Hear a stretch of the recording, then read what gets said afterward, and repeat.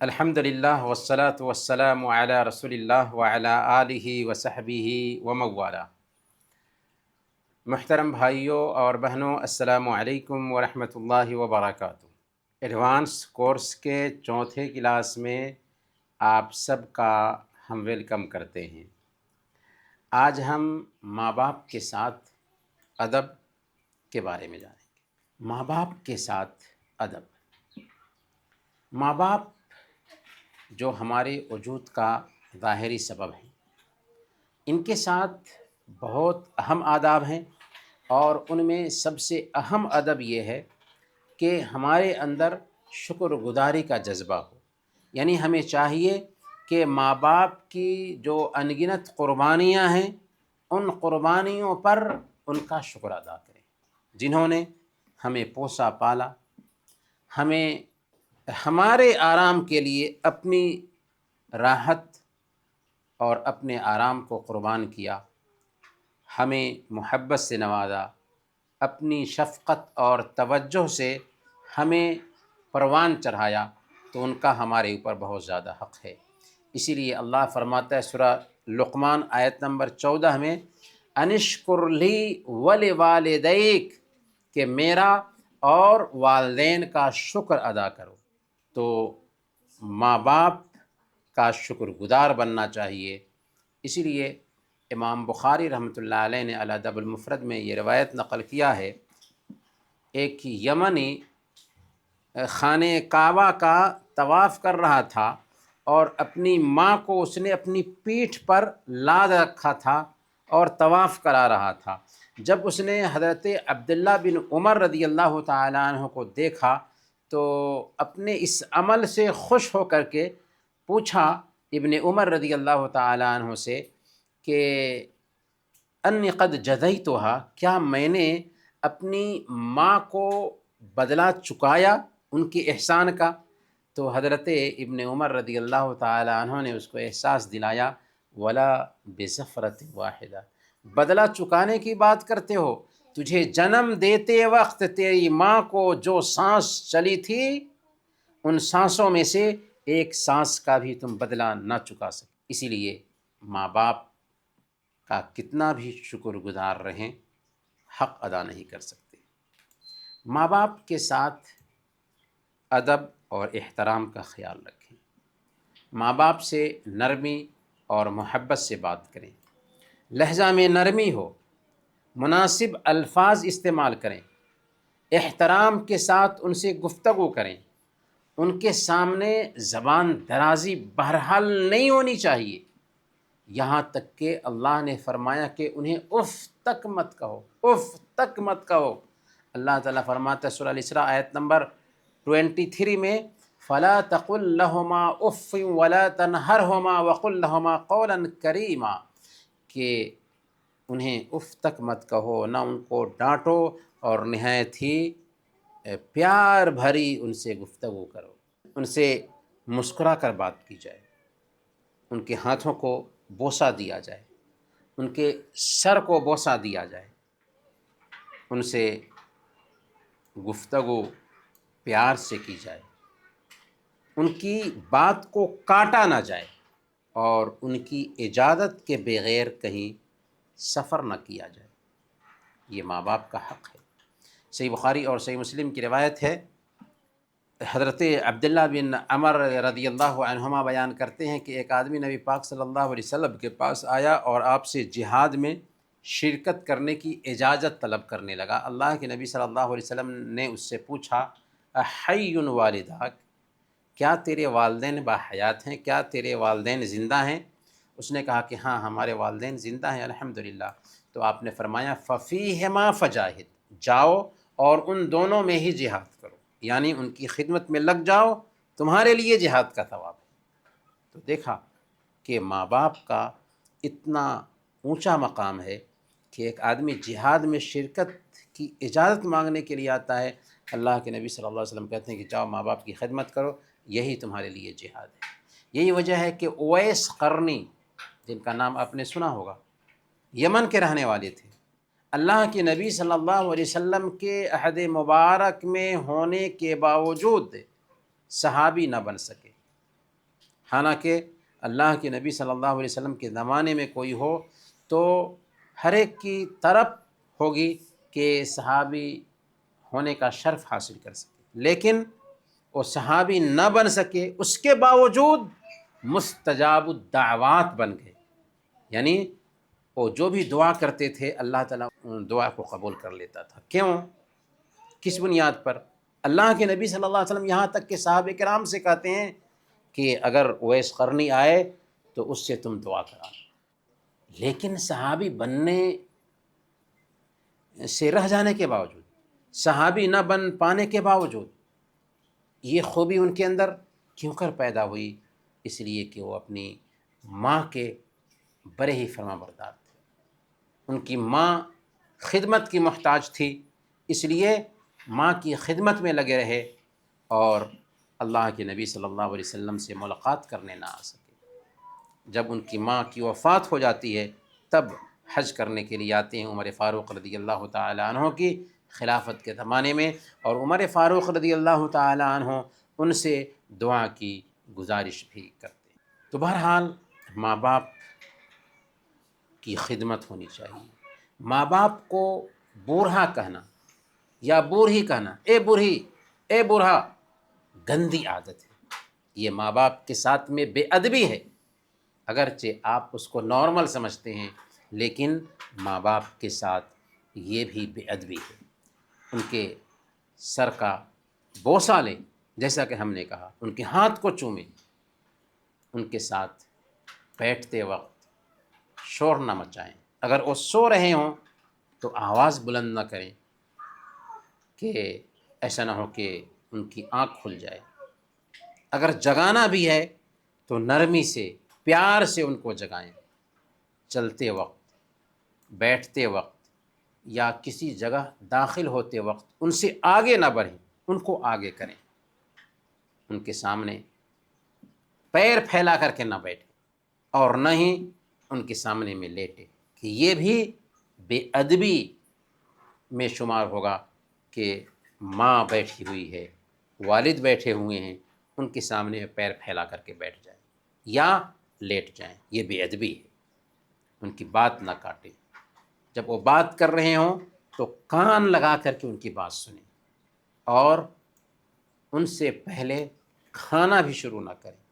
ماں آ جائے تب کھانا شروع کریں، والد آ جائیں وہ شروع کریں، اس کے بعد آپ شروع کریں، یہ ان کے ساتھ ادب میں آتا ہے۔ ماں باپ کو خوش رکھیں، یہ بہت اہم ادب ہے۔ ان کی پسند کا ان کو گفٹ لا کر کے دیں، ان سے ملاقات کریں، انہیں اچھی خبر سنائیں، کسی اچھے عمل سے اگر ان کو خوشی ملتی ہے تو وہ کام کر کے ان کو خوش کرنے کی کوشش کریں، اور اگر وہ عمر دراز ہو جاتے ہیں، بڑھاپے کی عمر کو پہنچ جاتے ہیں، تو بڑھاپے میں ان کا خاص خیال رکھیں، کیونکہ بڑھاپے کی عمر کو پہنچنے کے بعد انسان کا بچپنا لوٹ آتا ہے۔ تو آپ کو یاد رکھنا ہے کہ کیسے انہوں نے آپ کے پیشاب کو صاف کیا تھا، آپ کی گندگی کو صاف کیا تھا اور پیار سے یہ سب کیا تھا، ویسے ہی آپ ان کے پیشاب کو صاف کریں، ان کی گندگی کو صاف کریں، یہاں تک کہ آپ کے دادا ہیں، آپ کی دادی ہیں، وہ آپ کے باپ کے ماں باپ ہیں، ان کا بھی خیال رکھنا آپ کا حق ہے۔ ان سے پیار سے بات کریں، ان کی خدمت کریں، ان کے پاس بیٹھیں، ان سے محبت سے باتیں کریں۔ اگر وہ ایسی عمر میں کوئی بات کہہ دیتے ہیں تو اس پر صبر کریں، والدین کی کسی بھی بات پر ناپسندیدگی کا اظہار نہ کریں، بیزاری کا اظہار نہ کریں۔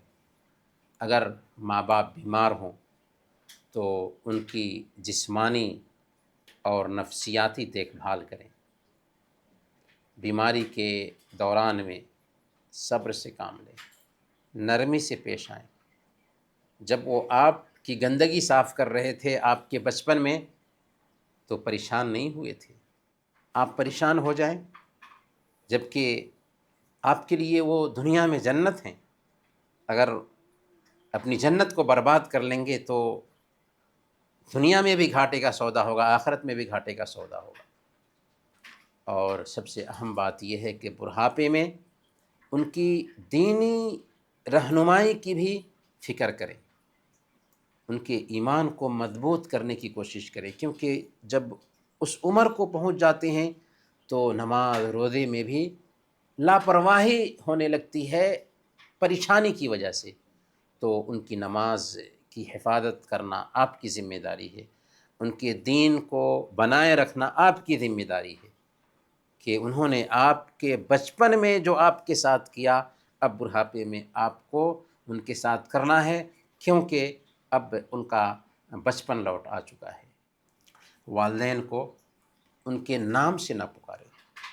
امام بخاری رحمۃ اللہ علیہ نے الادب المفرد میں یہ روایت نقل کیا ہے، حضرت ابو ہریرہ رضی اللہ تعالیٰ عنہ سے یہ موقوف روایت ہے کہ انہوں نے دو آدمیوں کو دیکھا، ان میں سے ایک آدمی سے ابو ہریرہ رضی اللہ تعالیٰ عنہ نے پوچھا کہ یہ تمہارے کون ہیں؟ تو اس نے کہا کہ یہ میرے والد ہیں۔ حضرت ابو ہریرہ رضی اللہ تعالیٰ عنہ نے فرمایا کہ لا تسمہ باسمہ ولا تمش امامہ ولا تجلس قبلہ۔ دیکھو، ان کے ساتھ ادب میں یہ آتا ہے کہ ان کے نام سے انہیں مت پکارو، ان کے آگے مت چلو اور ان سے پہلے مت بیٹھو۔ ان کے نام سے مت پکارو انہیں، ان کے آگے مت چلو، ان کو آگے چلنے دو، اور ان سے پہلے مت بیٹھو۔ یعنی والد کے ساتھ ادب و احترام کا یہ درجہ ہونا چاہیے کہ انہیں ان کے نام سے نہ پکارا جائے، ان کے آگے نہ بڑھا جائے، اور ان سے پہلے کرسی پر یا کسی جگہ پر نہ بیٹھا جائے، بلکہ ان کے بیٹھنے کے بعد آپ بیٹھیں۔ ماں باپ کی نافرمانی سے بچیں۔ ماں باپ کی نافرمانی بہت بڑا گناہ ہے، اپنی دنیا اور اپنی آخرت دونوں کو تباہ کر لیتے ہیں ماں باپ کی نافرمانی کر کے ہم۔ اسی لیے سنن ابی داؤد کی روایت ہے، اللہ کے نبی صلی اللہ علیہ وسلم نے بیان فرمایا ثلاث دعوات مستجابات لا شک فیہن، دعوت المظلوم ودعوت المسافر ودعوت الوالد علی ولدہ، کہ تین دعائیں ایسی ہیں جو ضرور قبول ہوتی ہیں، مظلوم کی دعا، مسافر کی دعا، اور ماں باپ کی دعا اپنی اولاد کے حق میں۔ ماں باپ جو دعا کرتے ہیں اپنی اولاد کے لیے وہ ضرور قبول ہوتی ہے۔ اس لیے اگر آپ کے ماں باپ زندہ ہیں تو ان کو غنیمت سمجھیں، ان کی خدمت کریں، ان کو خوش رکھیں اور ان کی نافرمانی سے بچیں۔ صحیح مسلم میں جریج عابد کا قصہ بہت مشہور ہے۔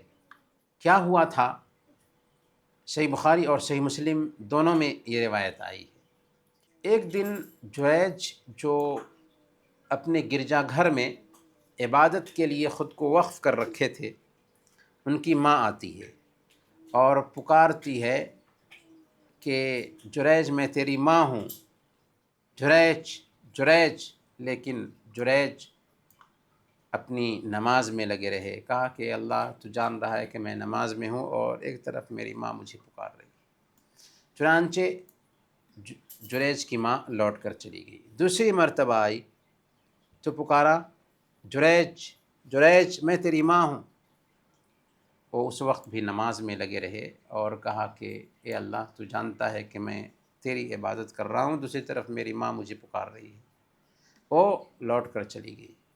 جب تیسری مرتبہ آئی اور پکارا، جواب نہیں دیا، تو ماں نے کہا اللہم لا تمت حتی تریہ وجوہ المومسات، اے اللہ اس وقت تک جریج کی موت نہ آئے جب تک کسی بدکار عورت کا منہ نہ دیکھے۔ یعنی بد دعا دیا تھا منہ دیکھنے کی، بد دعا یہ نہیں دیا تھا کہ بدکار عورت سے بدکاری کر لے۔ بد دعا لگ گئی۔ ایک بدکار عورت جریج کے پاس آئی اور اس کو بدکاری کے لیے پھانسنا چاہا، تو جریج نے اس کی طرف دھیان نہیں دیا۔ تو وہی عورت ایک چرواہے کے پاس گئی، چرواہے سے منہ کالا کیا، اور جب بچہ پیدا ہوا تو اس نے کہا کہ یہ بچہ جریج کا ہے۔ لوگ آئے جریج کو سزا دینے کے لیے، اس کو مارنے لگے اور اس کے گرجا گھر کو گرا دیا۔ تو جریج نے پوچھا کہ آخر کیا بات ہے؟ اس نے کہا کہ تو نے بدکاری کی ہے اور تیرے نطفے سے یہ بچہ پیدا ہوا ہے۔ جریج نے قصے کو سمجھ لیا، بچے کو بھلایا اور بچے کے پیٹ پر ہاتھ رکھتے ہوئے کہا کہ بچے بتا تیرا باپ کون ہے؟ اللہ تعالیٰ نے اس دودھ پیتے بچے کو آواز دے دیا اور بچے نے کہا کہ میرا باپ فلاں چرواہا ہے۔ جب لوگوں نے سنا تو حیران رہ گئے اور کہنے لگے کہ ہم آپ کی عبادت خانے کو سونے اور چاندی سے دوبارہ بنا دیں گے۔ جریج نے کہا کہ نہیں، جیسا تھا ویسے ہی مٹی سے بنا دو۔ پھر جریج اپنے عبادت خانے میں چلا گیا اور عبادت میں مصروف ہو گیا۔ تو یہاں غور کرنے والی بات یہ ہے کہ جریج کو ماں کی بد دعا لگ جاتی ہے، حالانکہ وہ نماز میں تھے، پر یہ نماز نفلی تھی، اس لیے ضروری تھا کہ نماز چھوڑ ماں کی بات کا جواب دیں۔ تو اس سے اندازہ لگائیں کہ نفلی نماز میں ہیں، ماں پکار رہی ہے تو ماں کی پکار کا جواب دیں گے، نہ کہ نماز میں لگے رہیں گے۔ نماز میں رہنے کی وجہ سے ایک بندے جریج کو ماں کی بد دعا لگ جاتی ہے۔ اس لیے ماں کی خدمت کریں، ماں کی نافرمانی سے بچیں، ماں کو اپنے لیے دنیا میں اور آخرت میں دونوں جگہ پر ذخیرہ سمجھیں۔ ماں کی خدمت اور ماں کی مدد کرنے میں فخر محسوس کریں۔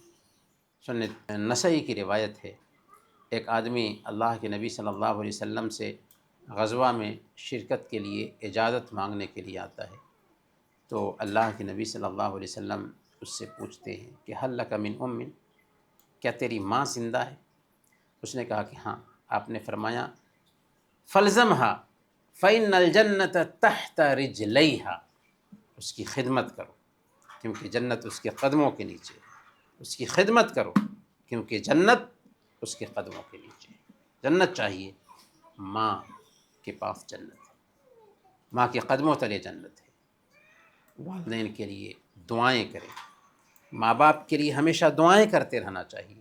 اللہ نے دعا سکھائی، وقل رب ارحمہما کما ربیانی صغیرا، کہ کہو کہ اے میرے رب ان پر رحم فرما جیسے انہوں نے بچپن میں ہمیں پوسا اور پالا تھا۔ اسی طریقے سے اگر وہ وفات پا جاتے ہیں تو وفات پانے کے بعد وہ ہماری دعاؤں کے سب سے زیادہ محتاج ہیں، ہمیں ان کے لیے دعائیں کرتے رہنا چاہیے، ان کی طرف سے صدقات و خیرات بھی کرتے رہنا چاہیے۔ سنن ابی داؤد کی روایت ہے، اللہ کے نبی صلی اللہ علیہ وسلم نے بیان فرمایا ان الرجل لترفع درجته فی الجنہ فیقول ان ھذا، ایک بندے کے درجات جنت میں بلند کیے جاتے ہیں، وہ پوچھتا ہے کہ اللہ میرے درجات کیوں کر بلند کیے جا رہے ہیں؟